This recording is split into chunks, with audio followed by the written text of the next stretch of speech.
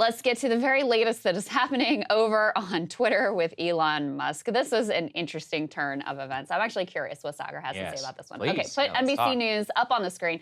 So Elon has been sort of teasing that he may launch some sort of a program so people can actually make money on Twitter. It appears they have now rolled out what is at least a sort of pilot program in this regard. The headline here is Twitter has started paying some creators like Andrew Tate and the Krassenstein brothers for generating ad revenue. It appears that outside of the Krassenstein brothers, who are like, you know, very resistance, Democrat, whatever. A lot of the creators who are being paid are on the right. So you've got, in addition to Andrew Tate, you've got Benny Johnson, you've got the Babylon Bee, End Wokeness. I think Tim Pool was getting payments as well. So far, it appears to be very ad hoc. Like these people, I don't know how they were selected exactly, but the idea is there's going to be some sort of a program that you can enroll in and apply to so that you also receive payments based on who is replying to your tweets and sort of how much energy you're generating around your tweets.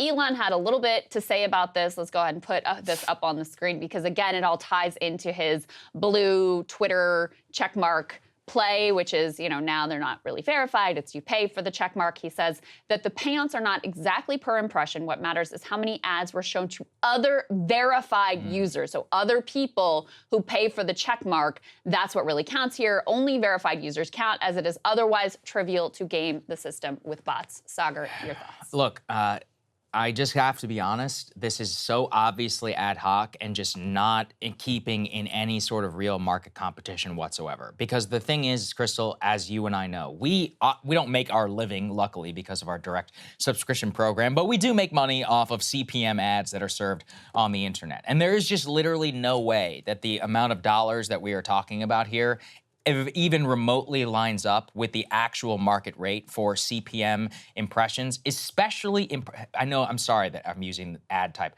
lingo. We're talking here about the amount of dollars that you can charge per 1,000 views of this alleged ad. We are also talking here about, I know what we make on YouTube, and it's not even close, apparently, to the rate that they're showing here. The problem that we have is that we're talking here about one of the lowest forms of ads in terms of an ad served on Twitter, you can easily scroll past, not in an environment like Spotify when people are listening and our ads are served dynamically there, or when you're watching our YouTube video. If you don't have YouTube Premium, you don't have a choice. Your ass is sitting down, you gotta watch at least, what, 5-15 seconds or whatever of that ad. That's a very, very actually valuable ad, and I know what those pay, and it's not even close to the rate of what this is. So, in terms of the rate that he's talking about, it does seem that, you know, they're trying to put their finger on the scale here. At the same time, it's not actually that much money. Elon had previously tweeted they're only going to spend about $5 million over a certain period, undefined time period, which they'll be paying out. I don't think it's a surprise that they are paying it out probably to their most voluble users of Twitter Blue, because it comes at the time that Threads just launched and they want to make sure that people are using it.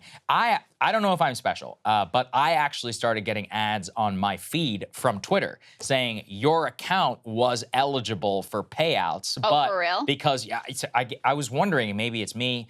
I don't actually tweet that much, so I'd be surprised if I was able to generate the right amount of impressions. Actually, here, we can find out live. Let's see. But the ad actually that was served to me, let's see. Yeah, so in terms of my impressions, I guess I had 1.8 million impressions in the month of July so far. I don't think that's actually enough. I guess I did hit it in June. We had 11.5 million impressions on my account. They said that 5 million or so was the actual number that you were supposed to hit for your profile. So yeah, I guess I did technically qualify. But they are serving it to me for why I should pay $8 a month, where, you know, I may get, you know, X amount or whatever dollars. To be clear, it would not go to me, it would go to the business. But the point being for all of this is that they're trying to use it, I think, as a monetary tool to incite people who may qualify for the program to actually sign up, especially at a time when many people are choosing to decide whether they should post on Instagram's Threads or not. But the reason I would be skeptical is, Crystal, you and I as business owners, we don't care about one-time payments. We care about consistency. Right. We care about, are we going to get paid every month? Not just because we need to get paid, but because we have multiple people who work for us right over on the other side of that wall to make sure we can hit payroll and all the other expenses. So is this a one-time thing? Is this going to be consistent? And this is why Elon not telling us the actual rates that are being paid here and inventing some scheme where it's like only ads served to verified users. That's just, it doesn't track to me as a real market competition-based platform of which every other advertising-based business is run, especially on the internet for social media. Yeah, it feels a little desperate. Yeah. It feels like, all right, Threads is actually taking a bite out of my, creators and my traffic and whatever, and I'm worried about the threat that is coming from there. So let me do something to try to entice creators who, in many ways, he's been very antagonistic towards, to try to entice them to stay on this platform and commit to this platform. But the fact that his decision-making has been so scattershot,